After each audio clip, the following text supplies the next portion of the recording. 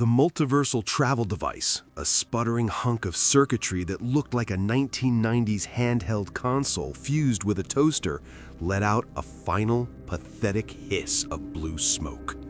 The shimmering rift in the air behind Wade Wilson collapsed into a single spark and vanished. Oh, great. Fantastic. 5 stars on Yelp for the reliable interdimensional pager, Wade muttered, shaking the device until a loose sprue rattled inside. He looked around. Where the hell am I? This isn't the X-Mansion. This looks like the set of a movie that went straight to a bargain bin in 1978. The air in Haddonfield was heavy, damp with the scent of rotting leaves and the chilling stillness of a town that had forgotten how to breathe. The streetlights flickered with a rhythmic dying hum, casting long, jagged shadows across the empty pavement. Wade began to walk, his red suit a jarring splash of color against the oppressive gray of the suburbs. He encountered a few locals near a flickering "open" sign of a hardware store. They were huddled together, eyes darting toward every shadow. "Excuse me, citizens," Wade called out, waving a friendly hand. "I'm looking for a guy. Short, angry, hair like a startled Wolverine, probably smells like cheap cigars and unwashed flannel." The people didn't answer. One woman pointed a trembling finger down the street, her voice a mere whisper. "He's back! Michael Myers is back!" Before Wade could ask who Mikey was or why he didn't have a better stage name, the group bolted into the darkness. Michael Myers, Wade chuckled to himself. Sounds like a guy who's really good at spreadsheets. If this is Logan's new secret identity, he's really leaning into the boring middle-aged man aesthetic. Wade decided to do some reconnaissance. If he was stuck here until his device rebooted, he might as well learn the local lore. He wandered toward the center of town, finding a community board outside a darkened library. It was covered in layers of weathered paper. He began peeling back the flyers.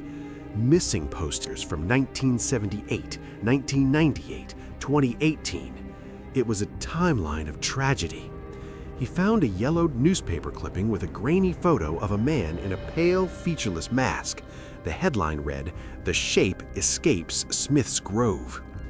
Michael Myers, Wade read aloud, tracing the name.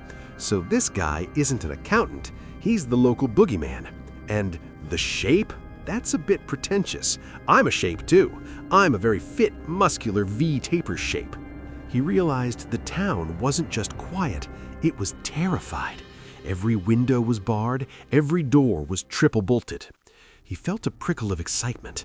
If this Michael Myers was as unkillable as the poster suggested, maybe he was the Wolverine variant Wade needed. "All right, Mikey," Wade said, drawing a katana and checking his reflection in the steel. "Let's see if you're as sharp as your knives." Wade tracked the feeling of malice toward the outskirts of town. He spotted a figure at the end of a long, leaf-strewn driveway, a tall, broad silhouette in blue coveralls. The man stood perfectly still, watching a dilapidated 2-story house. As Wade approached, the man turned with a slow, mechanical precision and stepped inside the front door. A moment later, a blood-curdling scream echoed from the upper floor. "Ah, the classic scream of the week," Wade sighed, drawing his Desert Eagles. "Duty calls, or at least my need for a plot device calls." Wade kicked the front door open. The house smelled of ancient dust and stagnant air. He climbed the creaking stairs, his boots heavy on the wood. At the end of the hallway stood the figure. Up close, the mask was bone white and devoid of any human expression. It was a void where a face should be. "Okay, Logan, the mask is a bit much," Wade said, holstering his guns and drawing his swords. "I get it, you're mysterious now, but we have a multiverse to save. Drop the kitchen knife and let's go." Michael Myers didn't speak. He didn't even breathe. He simply lunged. The speed was deceptive. The kitchen knife whistled past Wade's ear, burying itself inches deep into the doorframe. Wade spun, slicing his katanas in a cross pattern across Michael's chest. The blades bit deep, shredding the coveralls and the flesh beneath. Michael didn't flinch. He didn't even grunt. He simply pulled the knife out of the wood and swung again. Okay, so we're skipping the negotiation phase, Wade quipped, parrying a blow that felt like it came from a hydraulic press. You've got the strength, but where are the claws? Did you lose them in a tragic gardening accident? Wade delivered a flurry of strikes, stabs to the gut, slashes to the arms, but Michael kept moving forward like a glacier. He was relentless, a force of nature wrapped in cheap denim. Michael suddenly dropped the knife, grabbed Wade by the throat, and slammed him into the wall with enough force to shatter the plaster. If you wanted an autograph, you could have just asked. My throat is for witty banter, not your grip strength, Wade choked, his feet dangling off the floor. He hammered his fists against Michael's forearms, but it was like hitting solid concrete. The grip tightened, the mask staring into Wade's eyes with a hollow, abysmal coldness. Wade realized then that this wasn't Logan. There was no soul behind the mask, only a vacuum of pure, unadulterated evil. All right, time for a little home renovation, Wade wheezed. He managed to free one hand, fumbling at his belt. He pulled a fragmentation grenade, yanked the pin with his teeth, and shoved it directly down the collar of Michael's coveralls. Wade used both feet to kick off Michael's chest, propelling himself backward down the hallway just as the grenade detonated. The explosion blew the doors off their hinges and sent a shockwave of fire through the upper floor. Wade tumbled down the stairs, landing in a heap of splinters and drywall. Ha! Boom goes the dynamite, Wade coughed, shaking the soot off his mask. Now try walking that one off, you silent film extra. He looked up through the smoke. Michael Myers was walking down the stairs. Half of his mask was melted to his face, and his chest was a blackened ruin of bone and muscle. Yet he didn't slow down. He stepped over a burning beam, his eyes still fixed on Wade. "You have got to be kidding me," Wade screamed. "I've seen healing factors, but you're just cheating. That's not biology, that's just bad writing." Wade scrambled to his feet as his travel device suddenly hummed with life. The small screen glowed a vibrant neon green. Thank the stars, the ride is finally here. He slammed the button on the device. A swirling blue portal tore open in the middle of the living room, its edges crackling with energy. Wade turned to run, but Michael was faster than he looked. A heavy soot-covered boot stomped on Wade's ankle, pinning him to the floor. Michael leaned down, reaching for Wade's head with his one remaining hand. "Dude, take a hint. We are never, ever, ever getting back together," Wade yelled. He grabbed his fallen katana and in one fluid motion thrust it backward over his shoulder.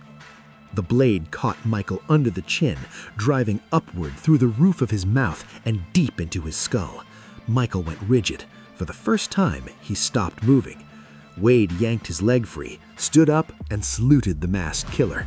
"Stay golden, pony boy. Enjoy the house fire." Wade dove into the portal just as the roof of the Myers house began to collapse.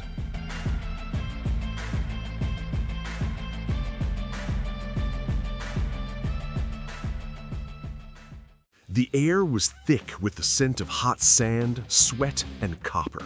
The roar of 50,000 Romans echoed off the stone walls of the Coliseum, a deafening wall of sound demanding blood. Wade Wilson tumbled out of the sky, screaming as he plummeted 60 feet into the center of the arena. Thud. He landed face first in the sand, kicking up a massive cloud of dust. Okay, my spleen is now my liver, and my liver is currently in my shoes. He sat up, dusting off his red suit and looking around. To his left, 3 massive, starving tigers were prowling out of a gated tunnel, their eyes fixed on him. To his right, a lone gladiator stood in the center of the arena.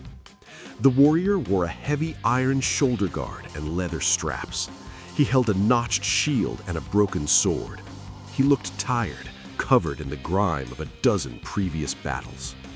"Hey, Maximus," Wade called out, scrambling to his feet and ignoring the growling tigers. "Is this the Gladiator reboot? Because the lighting is incredible, but the catering smells like wet cat." Wade walked over to the Gladiator, who hadn't moved. He squinted at the man's hands. Beneath the leather wrappings, he saw the telltale scars. No way. Wade knocked on the Gladiator's rusted helmet.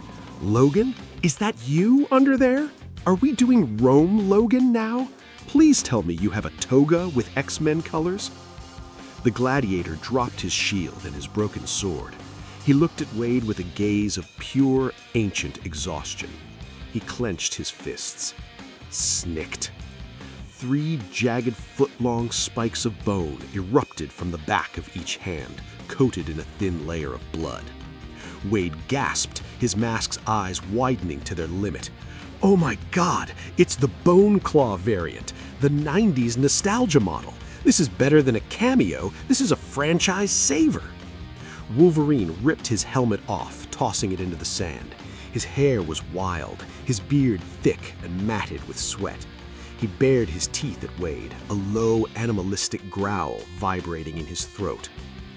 I don't know who you are, boy, but you're standing in my way. Wade leaned toward the invisible camera, a huge grin beneath his mask. See, he's still grumpy in every century. That's consistency, folks.